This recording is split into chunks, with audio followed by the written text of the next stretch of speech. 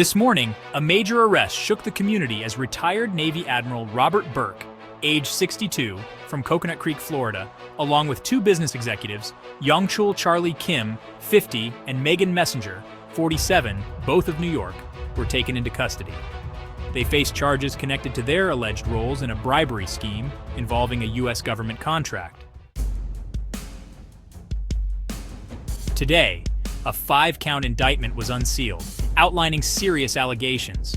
It claims that Admiral Burke accepted an offer of future employment from the executives company in exchange for awarding them a lucrative government contract.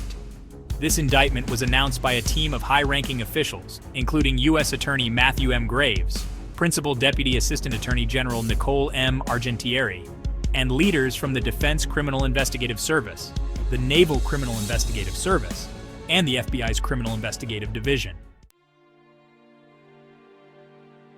Between the years 2020 and 2022, Robert Burke served as a 4-star admiral, overseeing naval operations across Europe, Russia, and most of Africa, commanding thousands of both civilian and military personnel.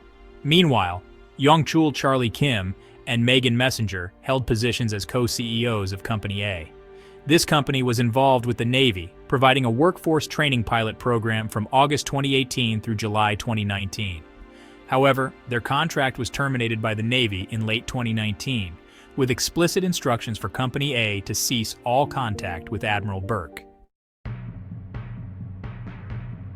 Despite the Navy's instructions, Kim and Messenger then allegedly met with Burke in Washington, D.C. in July 2021 in an effort to re-establish Company A's business relationship with the Navy.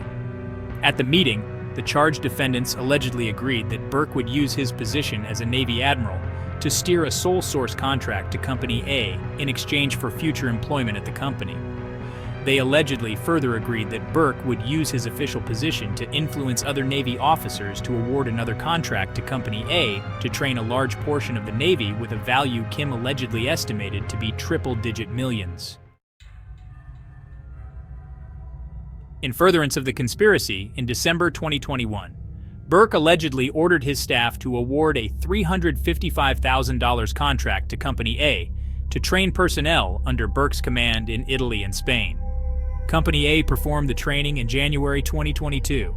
Thereafter, Burke allegedly promoted Company A in a failed effort to convince a senior Navy admiral to award another contract to Company A.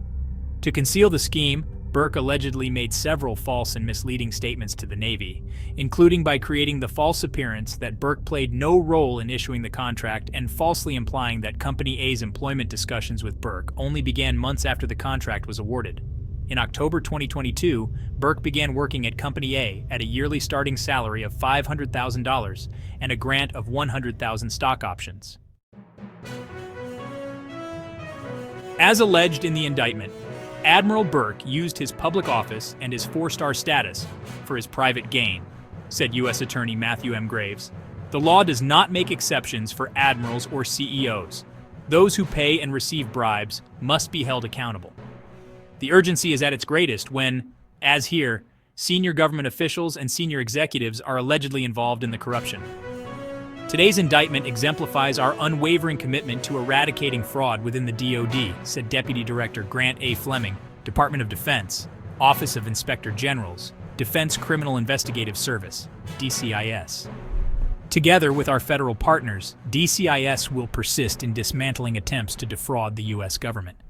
NCIS takes every allegation of corruption within the Department of the Navy seriously, regardless of rank or position, said Special Agent in Charge Greg Gross of the NCIS Economic Crimes Field Office. NCIS and our partners remain committed to rooting out criminality that degrades public trust in the Department of the Navy. Burke allegedly steered a lucrative contract to Kim and Messenger's company in exchange for the promise of future employment and then lied to try to conceal the scheme, said FBI Special Agent in Charge David J. Scott. As a 4-star admiral, Burke not only cheated U.S. taxpayers, but also did a disservice to military personnel under his command. As this indictment demonstrates, the FBI and our partners remain committed to investigating and prosecuting corrupt officials regardless of their rank or title. Burke, Kim, and Messenger are each charged with conspiracy to commit bribery and bribery. Burke is also charged with performing acts affecting a personal financial interest and concealing material facts from the United States. If convicted, Burke faces a maximum penalty of 30 years in prison, and Kim and Messenger each face a maximum penalty of 20 years in prison. This case is being investigated by the Defense Criminal Investigative Service, Naval Criminal Investigative Service, and the FBI's Washington Field Office. Riders on the storm, riders on the storm. Into this house we're born, into this world we're thrown.